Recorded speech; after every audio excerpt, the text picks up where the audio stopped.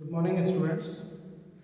My name is Prabhakar, and today I'm going to give you explanation related to one of the very beautiful concept that is related to motivational theories. So the first important question which will come to your mind, then what do you mean by motivation, and what is the importance of motivation as far as organization is concerned? So students, if you feel motivated, if you are having a positive mindset, then in that concern, it will definitely create a positive impact upon your productivity. That's why it's a prime target of any organization to keep all the employees motivated. If you are motivated, so after attending this class, you will having a good grasping related to the concept. But if you are not motivated, you are feeling demotivated, then in that concern what will happen? That your absorption related to the topic would not be that much appropriate. That's why we need to be very much focused about the term motivation. In this term motivation, there are few authors of management who have given so many different theories related to motivation, and this is one of the greatest motivational theory, which is called Maslow's hierarchy of needs. If you see, this is in the pyramid structure, and it is segmented into 5 different levels. There is one more level that is called spiritual needs, but as for your academic curriculum, it is not introduced over here. So we will start from this physiological needs. This is the basic physiological needs, which is related to your basic needs of life. It is called the basic amenities of life, where you can consider the term food, shelter, other basic needs which helps you to lead a peaceful life. So as far as this physiological need is concerned, through this physiological need, if you see in the prospect of MBA which you are doing presently, first need is to satisfy these physiological needs. Means suppose if you are studying over here, it will be your first target to get a job through which you can satisfy your basic needs, you can fulfill your basic needs in a more comfortable way. Once you fulfill your basic needs related to food, shelter and other basic needs, then in that prospect your mind gets comfortable and you can think about some new prospects. So your prime target should be in searching such kind of companies which is going to offer you a basic salary structure in which you can survive in any city like Bangalore, Mumbai, and if you are surviving in a proper way, then you can think that in organization, then you can think about the second stage. That second stage is called safety and security. It is mainly related to your job security, job safety. In that concern, I will go to one simple example.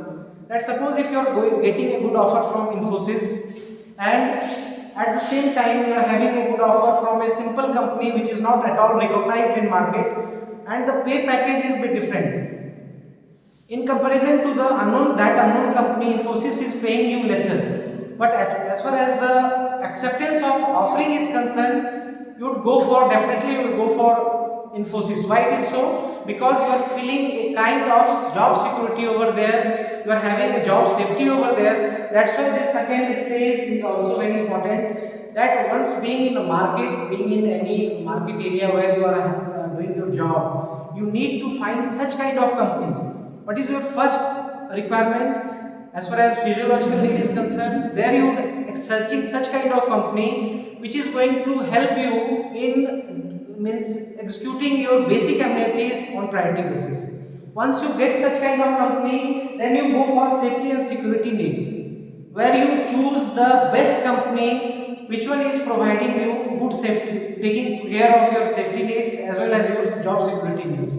Then comes third stage, that is called social needs. Through this social needs, once you feel comfortable enough that you are having a good company, your job is secure, then only you move towards the social needs. Social needs means you are socializing yourself, you are developing different kinds of formal as well as informal groups in company. That is only possible once you are having a cool mindset and you have crossed this stage 1 and stage 2. where you feel that now my job is secured, I am having a handsome salary, then you move towards social needs.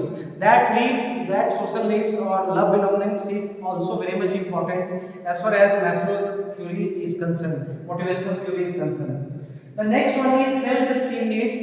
It is also said recognition needs, where you find yourself to get non-monetary recognitions also. Non-monetary recognition also means that you are having a handsome salary. Even after that, if your efforts are not praised by your seniors, your merit is not well recognized in organization, then at that moment of time you feel very dissatisfied. You feel demotivated. So just to make you very charged up, this kind of self-esteem need is required, where your non-monetary kind of needs are fulfilled, where your efforts are praised, you are given proper weightage as far as your colleagues are concerned, your bosses are concerned. In between that circuit, if your non-monetary efforts are recognized, that comes under self-esteem needs.